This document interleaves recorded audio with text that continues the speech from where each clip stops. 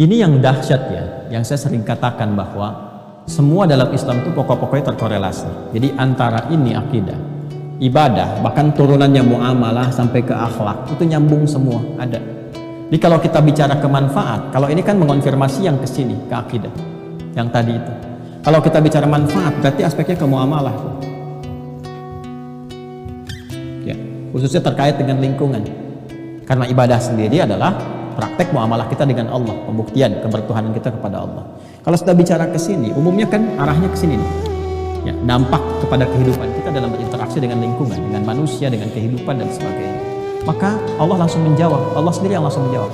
Satu, manfaat sholat itu pertama, bisa melatih pribadi kita menjadi lebih baik, menjadikan seseorang insan beriman menjadi baik. Masih ingat seseorang itu jadi baik kalau bisa mengelola dirinya kan, nafasnya, jiwanya, supaya tidak berdiri sendiri di sifat fujur. Dan masih ingat apa yang saya sampaikan dulu sekali, ya kan? Fujur itu kalau sudah berdiri sendiri diprovokasi setan, wujudnya kan dua. Kalau bukan fahsya, itu mungkar. Fahsya keburukan yang bersumber dari syahwat, pornografi, porno aksi, LGBT, ya, dan turunan-turunannya, kata-kata jorok, kotor, itu fahsya.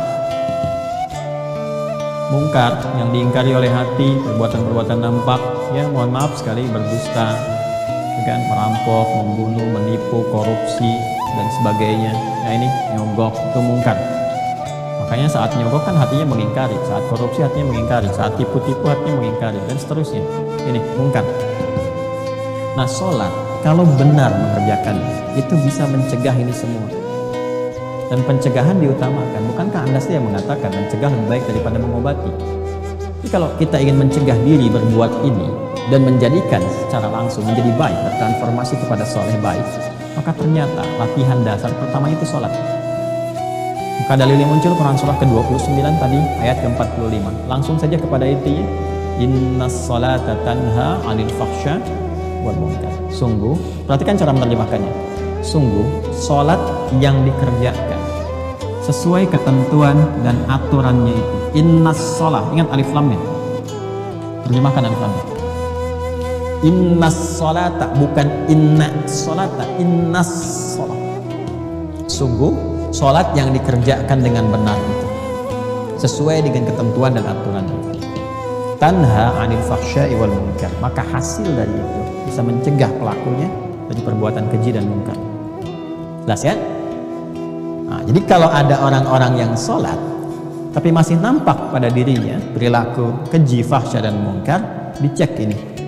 Boleh jadi sholatnya belum sesuai dengan ketentuan dan aturan. Nah, yang kedua,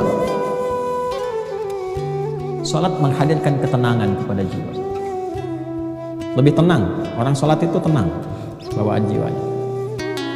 Dan jiwa yang tenang melahirkan pikiran yang cemerlang. Jiwa yang tenang melahirkan perilaku yang menawan. Jiwa yang tenang melahirkan segala ide-ide yang penuh dengan kebaikan dan kemuliaan. Sedangkan di Quran surah ke-13 ayat ke-28, sumber ketenangan itu zikir. Ala bidzikrillahi tatma'innul qulub. Yakinkan pada jiwamu bahwa dengan berzikir kepada Allah itu hati cenderung menjadi tenang. Zikir itu banyak. Baca Quran, zikir. Karena Qurannya disebut zikir. Quran surah ke-15 ayat 9. Inna nahnu nazzalna dzikra wa inna lahu lahafidhun. Karena itu orang-orang yang cenderung rajin baca Quran, cenderung menenangkan. Doa itu zikir. Quran surah ke-7 ayat 205. Wadhkur rabbaka fi nafsika tadarruan wa khifatan wa duna jahri minal qaul. Makanya doa cenderung menenangkan. Kemudian apa lagi? Kalimat thayyibah, astagfirullah, alhamdulillah, Allahu akbar, subhanallah, itu bagian dari zikir. Ya, fa idza qadaytumus shalata fadhkurullah. Kalau tuntas salat, zikir kepada Allah. Quran surah ke-4 ayat 103. Makanya orang-orang yang zikir itu kelihatan tenang. Ya, ahli zikir itu tenang. Enggak ada ahli zikir emosian. Tenang. Ahli zikir itu tenang. Auranya, karismanya, macam-macam itu. Zikir.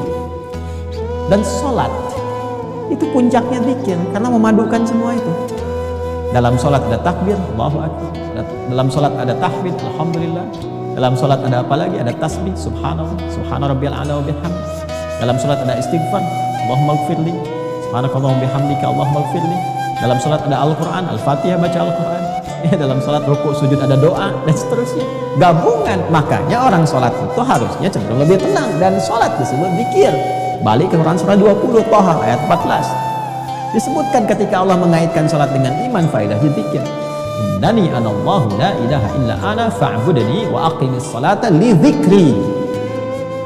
Ya, tunaikan salat dengan benar sebagai zikir kepadaku. Zikir kepada Allah itu puncaknya dalam salat. Makanya salat itu dahsyat. Jangankan salat saat mau dilakukan, tempat salatnya aja bikin tenang. 3. Sarana curhat terbaik yang mempercepat pengabulan doa. Ini percepat terkabulnya doa. Sarana curhat terbaik kepada Allah. Ya, ingin menyampaikan apa? Curhat kita kan pada Allah dalam bentuk doa. Quran surah ketiga contoh Ali Imran ayat 38 sampai 39. Ya, tentang kisah Nabi Zakaria yang divonis nggak mungkin, yang mustahil kata manusia punya keturunan. Nabi Zakaria sudah beranjak sepuh, fisiknya sudah letih, rambut memutih. Ya, istri terutama divonis dengan hal-hal teknis secara medis yang katanya tidak mungkin punya keturunan. Apa yang dilakukan? Curhatnya kepada Allah.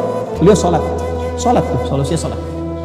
Ya, hunalika da'a Zakaria Rabbah, di mihrab itulah, di mihrabnya Maryam dia berdoa. Sholat.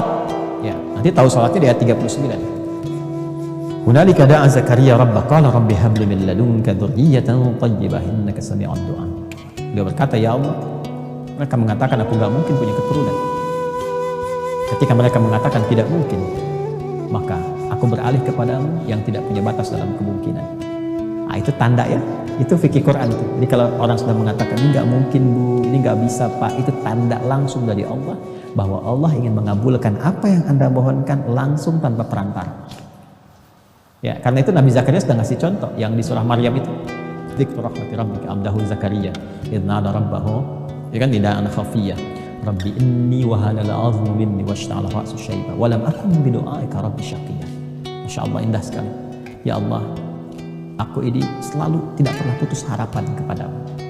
Aku selalu berdoa dari rambutku masih menghitam sampai memutih, fisik letih, tapi aku gak pernah putus dalam memohon rahmatmu, berharap kepadamu. Itu apa? Minta keturunan. Puncaknya dimohonkan tuh di mihrab dalam salat. Mereka mengatakan mustahil.